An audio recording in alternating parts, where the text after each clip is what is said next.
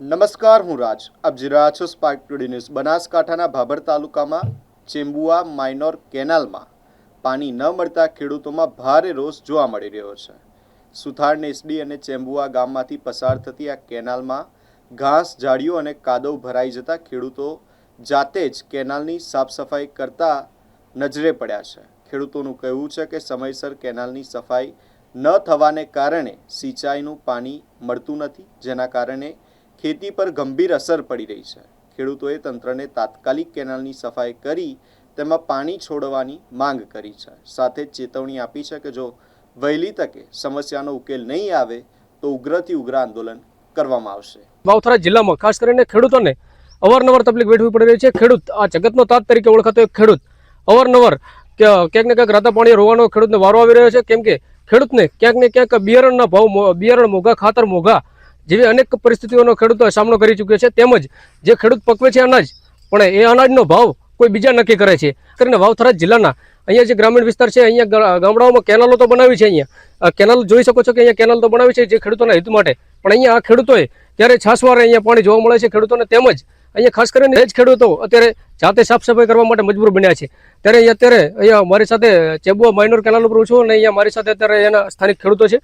ત્યારે ખેડૂતો સાથે વાત કરીશું કે આ સમસ્યા છેલ્લા કેટલા સમયથી છે, શું કહેશો? પહેલાં તો કેનાલની હાલત અહીંયા ચેમ્બુઆ માઇનોર કેનાલ અહીંયાથી કેટલા ગામડાઓને જોડતી કેનાલ છે ને કેટલા ગામડાઓને જોડે છે?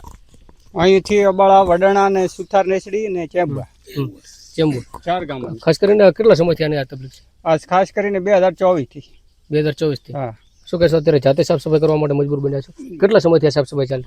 આ લગભગ 24 થી સાફ સફાઈ જાતે કરી રહ્યા છે ખેડૂત.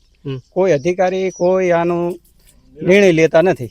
આ અંગે કોઈને પહેલે જાણ કરી કે રજૂઆત કરી? રજૂઆત તો અમે સાહેબોને કરીએ છીએ, પણ કોઈ આનો નિર્ણય લેતા નથી. શું જવાબ મળ્યો? જવાબમાં તો એવું છે કે કોઈ આનો પૂછપરછ અમે જવા ત્યાં એની કોઈ જવાબદારી આપતા નથી, કોઈ જવાબ આપતા નથી. શું કરવાનું?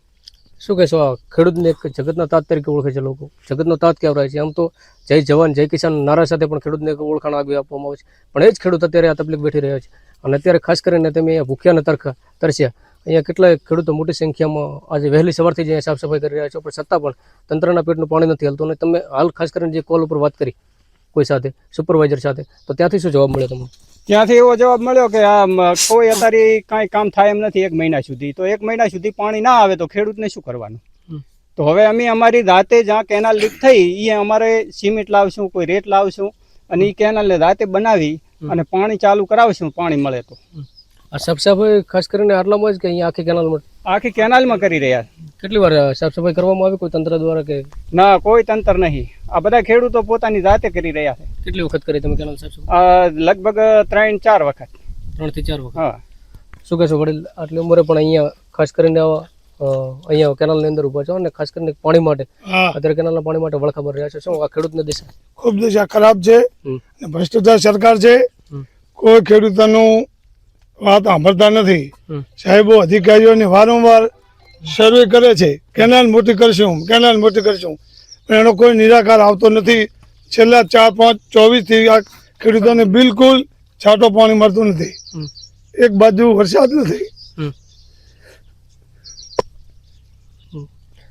જોઈ શકો છો આ દ્રશ્યો કે એક ખેડૂતની આંખમાં આંસુ જોઈ શકો છો કે આ લાઈવ દ્રશ્યો જે આપ કેમેરાની અંદર અમારે ટીવીની સ્ક્રીન પર જે આપ દ્રશ્ય નિહાળી રહ્યા છો કે અહીંયા એક ખેડૂતની વેદના, આ ખેડૂતની વેદના જે તમે ખેડૂતની વેદના અહીંયા જોઈ શકો છો છે. પણ જો આનો જ ખેડૂત જ્યારે અનાજ આપવાનું બંધ કરી દે છે ત્યારે શું થશે?